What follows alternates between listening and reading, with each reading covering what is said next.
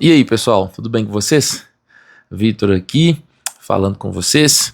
Mais um vídeo aleatório nosso para discutirmos algumas coisas. E hoje eu queria compartilhar com vocês alguns livros. Livros variados, sem nenhum tema específico, mas obras que eu acho muito bacana. E que num país em que nós não lemos tanto, é sempre importante nós incentivarmos a leitura, né? Então, eu queria compartilhar com vocês, são obras cristãs, livros cristãos, que somam na minha caminhada de alguma maneira, dentre vários outros, né? Dentre vários outros livros, que certamente com o tempo vamos poder compartilhar um pouco mais, mas eu queria apresentar para vocês alguns livros. O primeiro livro que eu quero compartilhar para vocês, e são livros que eu recomendo que leiam, né, é o do Leonard Ravenhill, Por que Tarda o Pleno Avivamento. É um livro bem fino e pequeno, mas é um livro muito abençoado. Esse livro eu ganhei de um amigo. Foi tão interessante que esse livro aqui eu me recordo que um colega de escola me procurou falando: ô Vitor, eu queria conversar com você. Nós não tínhamos nenhum tipo de discussão juntos, em conjunto, nós não tínhamos nenhuma rotina em conjunto. E aí ele falou: Vitor, eu queria conversar com você. E eu me encontrei com ele, ele falou: senti de te presentear com esse livro aqui, eu senti do Espírito Santo para passar esse livro para você. E assim, é um livro abençoado, né? E é engraçado porque esse livro, posteriormente, eu o li e depois presenteei os meus pastores e algumas outras pessoas, e esse livro se tornou o livro de 2023, de tema da comunidade da qual eu faço parte, da juventude da comunidade. Então foi muito interessante. É um livro que vai falar sobre a ideia de nós buscarmos um avivamento. É um livro que vai falar que se nós não orarmos, buscarmos transformação, não vai acontecer avivamento. Eu gosto de ler às vezes um trecho ou outro do livro, né? Deixa eu ver se eu acho uma passagem que eu marquei, que é algo que eu acho interessante para compartilhar com vocês. Que diz o seguinte: irmãos, à luz do conhecimento que temos sobre o altar de Deus, é melhor vivermos 6 meses com o coração em chamas, apontando o pecado deste mundo, seja em que lugar for, e conclamando o povo a libertar-se do poder de Satanás e se voltar para Deus, como fez João Batista, do que morrer cercado de honrarias eclesiásticas e de doutorados em teologia para se tornar motivo de riso no inferno para os espíritos das trevas. Mais à frente fala: devíamos nos deixar arder de santa indignação ao ver a religião falsa enganando nossos semelhantes. Então, assim, enfim, é um livro muito bom mesmo. Ele nos exorta o tempo todo, e eu acho que é isso mesmo que nós temos que ter: exortação num mundo em que as pessoas estão tão acostumadas a terem o ego massageado.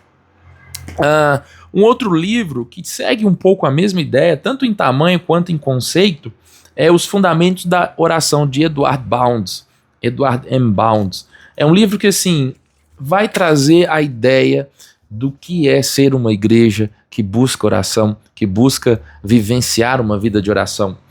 Vou ler um trechinho aqui também que fala: abençoada é a igreja que tem líderes de oração que podem ver o que está desordenado na igreja, que se lamentam por isso e que oferecem as mãos para corrigir o mal que prejudica a causa de Deus, tal qual faz um obstáculo ao progresso. Galera, uma igreja, ela precisa de oração. As irmãs do coque, o círculo de oração, ele tem que existir. Os cultos de oração, ele tem que existir. E não somente isso, mas como também a nossa vida, uma vida em oração, né? Deus é um Deus relacional. É um Deus em que procura estar conosco de maneira que a gente tenha liberdade de falar com Ele. E uma igreja, ela precisa orar, ela precisa buscar o Senhor.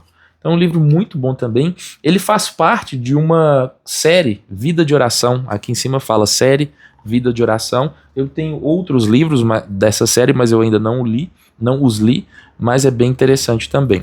Aqui já entra um livro assim que é best-seller, né? E acaba tendo uma leitura mais simples, mas é uma leitura muito bacana também, que é do nosso conhecido Rodrigo Bibo, né? Como se tornar um cristão inútil. Esse é o segundo, né? O primeiro é O Deus que Destrói Sonhos, que também é uma obra muito bacana. E assim, é um livro que a sua diagramação ela já é mais simples. As letras são mais espaçadas, enfim. Mas é um conteúdo maravilhoso. E esse daqui, ele nos coloca no devido lugar, né? Como se tornar um cristão inútil. Da mesma forma como que o título do Deus que Destrói Sonhos causou uma certa estranheza em algumas pessoas, eu fui presentear um dos meus liderados com o livro, né, O Deus que Destrói Sonhos. Aí os pais acharam um pouco estranho, assim, antes de conhecer o conteúdo do livro, né? Depois que leram, obviamente, entenderam o trocadilho do título. Mas Como se tornar um cristão inútil também é um livro maravilhoso que nos faz refletir o que nós temos buscado, qual que é a essência da nossa busca em ser cristão, né? E para mim é uma obra que se torna acessível a partir do momento que se torna muito conhecida. E claro, a partir dali a gente vai crescendo na busca de outros títulos, de outras obras que tenham o mesmo sentido. Um clássico, John Bunyan, O Peregrino, aqui vai contar a história de uma pessoa chamada Cristão, né, e fazendo toda hora essa alusão da caminhada, né, da peregrinação de um cristão, que se converte, que vai vivenciando as fases da vida na sua caminhada em Cristo, e vai encontrando vários outros personagens com vários nomes, referindo-se a situações, a desafios, a questões que todo cristão passa. Então, esse livro, O Peregrino, de John Bunyan, na verdade é uma ficção, né? É a ficção que conta a jornada do cristão e que ele vai vivendo aquilo que é a caminhada dele na busca por uma vida em Cristo. Então, assim, é uma obra maravilhosa, clássico, então já atingiu a vida de muitas pessoas e, sem dúvidas, é uma obra maravilhosa. Aqui nós temos a obra do Jonas Madureira. Jonas Madureira é um professor da área de filosofia, cristão, pastor, enfim, é uma pessoa maravilhosa e escreve O Custo do Discipulado. Esse livro aqui, ele é maravilhoso para nós entendermos como que a caminhada cristã, quando se envolve o ato de se submeter a um discipulado, ela traz amor, sofrimento e desapego. Então esse livro aqui, ele vai trazer para nós a ideia de que na caminhada cristã, na caminhada do discipulado, nós temos que exercer o amor, nós temos que entender que vamos sofrer, vai haver sofrimento e também tem que haver o desapego com as coisas da vida, com aquilo que não está alinhado com Cristo. Então é bem interessante. O Jonas é uma pessoa inteligentíssima, é um pastor maravilhoso e obviamente um autor também abençoado. Aqui o livro sai pela editora Fiel. Outro livro que eu gosto muito, eu amo eclesiologia, eu amo discutir o que é ser igreja, eu amo a ideia da vida em comunidade. E quando a gente está falando em ser igreja, esse livro aqui, ele é maravilhoso, do Larry Crabb, O Lugar Mais Seguro da Terra. O Larry Crabb vai trazer aqui para nós a ideia dessa comunidade espiritual, a ideia desse ambiente em que nós nos refugiamos, enquanto um lugar seguro, enquanto um ambiente em que nós buscamos a presença do Senhor, mas também nós temos ali toda uma família, toda uma comunidade. Vou ler um trecho aqui que diz o seguinte: o Deus que nos perdoou e que agora nos aceita como filhos adotivos controla soberanamente tudo o que acontece em nossa vida. Nada ocorre sem sua permissão, e tudo o que ele permite favorece como nenhuma outra coisa a revelação da nossa identidade.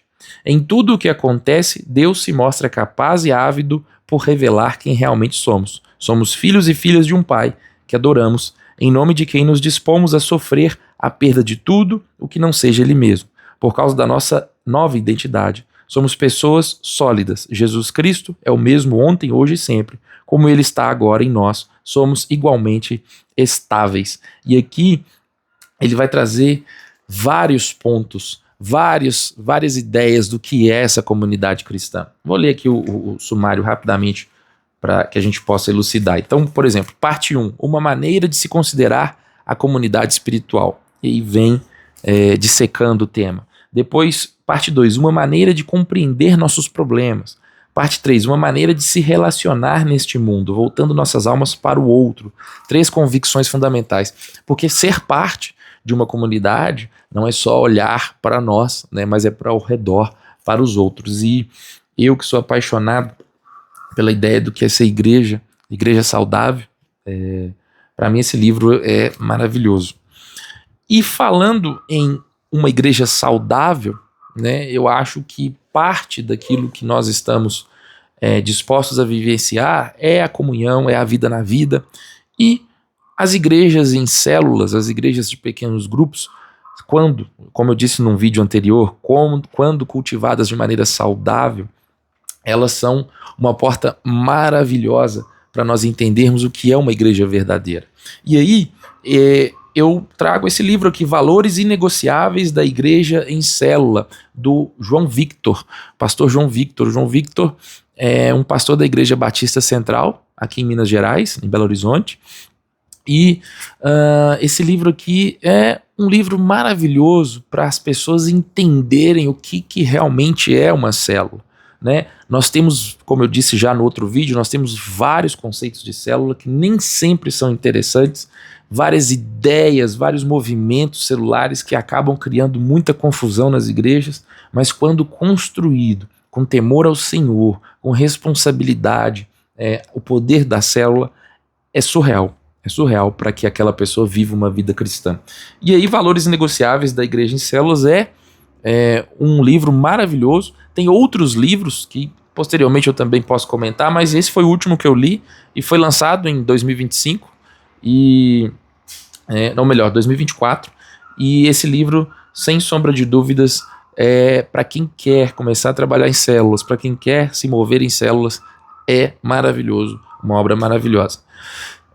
Outro livro que eu acho que é muito bacana para a ideia de começar a compreender o reino de Deus, e quando eu falo isso é começar a compreender de uma maneira sensata, de uma maneira saudável, de uma maneira que as coisas façam sentido, é o Catecismo Nova Cidade.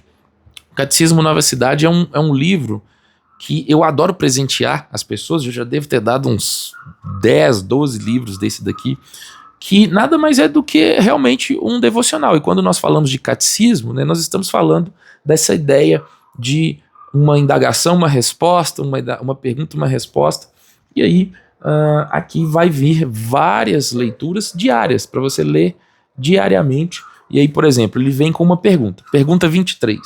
Por que o Redentor tem de ser verdadeiramente Deus? Aí ele vem com uma resposta imediata, uma resposta. Depois nós temos a passagem bíblica e logo em seguida um comentário de teólogos, né? Então os comentários seguem, depois vem a oração. Então é uma leitura rápida, mas são perguntas muito interessantes. Aqui nós vamos ter a primeira parte que fala de Deus, criação, queda, lei. Depois a segunda parte que fala Cristo, redenção, graça. Depois a terceira parte, Espírito, restauração, crescimento em graça. E são perguntas que são extremamente interessantes e que certamente alguém na sua caminhada cristã vai fazer para o seu pastor, para si mesmo, vai procurar saber. Então, por exemplo, a morte de Cristo significa que todos os pecados podem ser perdoados? Aí vem a resposta, sim, como a morte de Cristo na cruz pagou plenamente a penalidade por nossos pecados, Deus graciosamente imputa a nós a justiça de Cristo, como se fosse nossa, e não mais se lembrará de nossos pecados. Aí traz uma passagem, 2 Coríntios 5:21, depois vem os comentários e depois a oração. Muito interessante, vale demais para presentear pessoas das quais estão iniciando a caminhada cristã. É uma leitura saudável, é uma leitura coerente, é uma leitura muito interessante. E por último, das recomendações aqui, o vídeo já está relativamente grande, não é intuito. Eu estou aqui com um livro que eu gosto bastante. A minha fé é uma fé que tem bases batistas, né? Então, obviamente, eu procuro compreender a caminhada cristã através de uma compreensão de mundo batista. E aqui está a história dos batistas. Esse é um dos vários livros, eu tenho outros aqui da história dos batistas, mas esse daqui faz um apanhado muito interessante do surgimento do movimento batista lá em 1609, e aí vem da ideia de um grupo que se divide por discordar de algumas questões, e aí vai se expandindo até chegar aos Estados Unidos. E aí vem o movimento dos Batistas do Sul, que depois mandam os missionários para várias partes do mundo, inclusive no Brasil. E hoje nós temos aqui o Seminário Batista do Sul, vindo justamente dessa influência. Claro que eu estou resumindo de uma maneira extremamente absurda, mas é um livro muito interessante para que as pessoas entendam a doutrina batista, para que as pessoas entendam a forma de governo batista, as lutas batistas, porque não sei se foi nesse livro ou outro lugar que eu li, acredito que tenha sido nesse livro, que diz o seguinte: aonde tem 2 ou 3 batistas, tem 4 tipos de discussões diferentes. E realmente os batistas, eles são conhecidos por esse povo que anda com a Bíblia debaixo do braço, mas ao mesmo tempo estão sempre buscando ali alguns tipos de posicionamentos teológicos. Então, assim, é um livro desses todos que eu mostrei, eu acho que é o mais histórico de todos e talvez o maior, no sentido de quantidade de páginas e conteúdo, mas é uma obra maravilhosa, feita por historiadores da área, né? Nós temos aqui Anthony Schultz, Nathan Finn e Michael Haykin, que são bons historiadores batistas, e enfim, vale a pena a leitura. Eu espero que vocês tenham gostado dessas recomendações, são obras muito boas, obras saudáveis, coerentes, e claro, cada um vai ter o seu jeito de comunicar. Obviamente que o Rodrigo Bibo vai ser diferente dos 3 autores dessa obra aqui, mas eu acho que numa caminhada a gente tem que ter a maturidade para ler obras diferentes, de estilos diferentes. Então, assim, fica aqui essas recomendações de livros. Eu espero futuramente falar individualmente sobre as obras, assim como também, igual eu disse no vídeo anterior, a gente possa discutir temas teológicos, mas eu não queria deixar de trazer alguma coisa aqui para vocês nessa semana, tá bom? Deus abençoe todos vocês. Como eu sempre falo, a ideia é que eu não sei se eu vou manter o comentário aberto desse vídeo, mas se por acaso tiverem alguma intenção de comunicar alguma coisa, conversar alguma coisa, tem na descrição o e-mail que vocês podem mandar. É uma forma de tentar evitar aqueles comentários desagradáveis ou algo assim.